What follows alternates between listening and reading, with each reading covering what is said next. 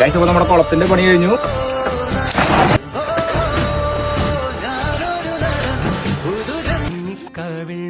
കല്യാണം കഴിഞ്ഞ് 1 വർഷമാകുമ്പോഴേക്കും എന്റെ വീട്ടിൽ ചെയ്ത പോലെ തന്നെ പെണ്ണ് വീട്ടിലും ഞാൻ ഫ്രണ്ടിൽ ഒരു കുളം കുത്തിയിട്ടാ. ഏകദേശം അതിന്റെ ഉള്ളിൽ നിന്ന് 300-350 കിലോ മീനോളം ഞങ്ങൾ പിടിച്ചെടുത്തുട്ടാ. കുളം കുത്തിയപ്പോട്ട് ഹിന്ദുക്കളെല്ലാം വരുമ്പോഴൊക്കെ പറയും, വീടിന്റെ ഫ്രണ്ടിൽ കുളം കുത്താൻ പാടില്ല, കുളം കണ്ട് എഴുന്നേക്കാൻ പാടില്ല.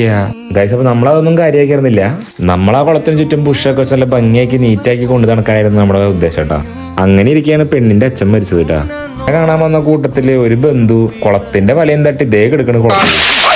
അങ്ങനെ കുളത്തിനെ പറ്റി ചർച്ചയായി ബഹളായി. ലാസ്റ്റ് എനിക്ക് കുളം മൂടേണ്ടി. അങ്ങനെ ഏകദേശം 1 വർഷത്തോളം കഴിഞ്ഞു. അങ്ങനെ ഞാൻ ആഗ്രഹിച്ചു പണിത് എന്റെ കുളം മൂടിയപ്പോ എനിക്ക് നല്ല വിഷമമായിരുന്നു കേട്ടോ അന്നൊക്കെ. പക്ഷെ ചില കാര്യങ്ങൾ ചിലവർക്കൊന്നും അങ്ങനെ എല്ലാ പ്രാവശ്യം ഒഴിവാക്കാൻ പറ്റില്ല കേട്ടോ. എന്തുകൊണ്ടാ വെച്ച് കഴിഞ്ഞാൽ എനിക്ക് ആഗ്രഹം എന്റെ വീട്ടിൽ ചെറിയ കുളം, മീൻകുളം, അതുപോലെ കോഴി, അങ്ങനത്തെ കുറച്ച് കാര്യങ്ങളൊക്കെ വേണമെന്നായിരുന്നു എനിക്ക് എന്നും ആഗ്രഹം. അങ്ങനെ 1 വർഷം കഴിയുമ്പോഴേക്കും അതെ ഞങ്ങളുടെ വീടിന്റെ ബാക്കിൽ ഇതുപോലെ ഒരു കുഴി എടുത്തിട്ട് കഴിഞ്ഞ പ്രാവശ്യത്തെ ഫോൾട്ടുകളെല്ലാം ഉൾക്കൊണ്ട് നല്ല ഭംഗിയിൽ സെന്ററിൽ നല്ലോണം കുഴി കുത്തി അഴുക്കുകളൊക്കെ ഒരു സൈഡിലേക്ക് വരുന്ന രീതിയിൽ നല്ല ഭംഗിയിൽ ഞാൻ കുഴിയെടുത്ത് പാപ്പനെ കൊണ്ട് ഫുള്ളും കല്ലുകൊണ്ട് കെട്ടിച്ച് നല്ല ഭംഗിയാക്കിയിട്ടാണ് ഇപ്രാവശ്യം ചെയ്യാൻ പോണേട്ടാ. അങ്ങനെ അതിന് വേണ്ടിയിട്ട് 100 കല്ലിറക്കി ആ 100 കല്ലും ചുറ്റും കെട്ടി കഴിഞ്ഞിട്ട് മെയിൻ പടുതരം മുകളിൽ കല്ലൊന്നും കുത്തിക്കൊള്ളാണ്ടിരിക്കാൻ വേണ്ടിയിട്ട് നമ്മുടെ പഴയ കുളത്തിന്റെ ഷീറ്റൊക്കെ കളയാണ്ടിരുന്ന നന്നായിട്ട് അതും വിരിച്ചു കഴിഞ്ഞ് അതിന്റെ മേലെ പഴയ സാരിയും കാര്യങ്ങളൊക്കെ വിരിച്ചിട്ട് കഴിഞ്ഞപ്പോഴേക്കും ഏകദേശം കുളത്തിന്റെ പണി ഏകദേശം പൂർത്തിയായിട്ടോ.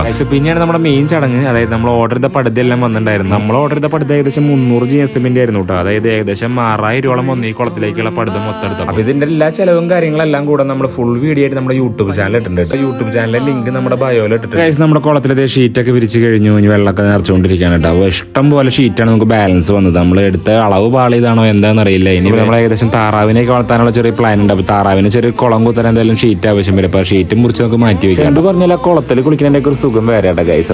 അങ്ങനെ നമ്മുടെ കുളത്തിന്റെ പണിയൊക്കെ കഴിഞ്ഞു. അപ്പൊ ഇനി മീനെ മേടിക്കാനായിട്ട് പോണ വീഡിയോ അടുത്ത വീഡിയോയിൽ വരും കേട്ടോ.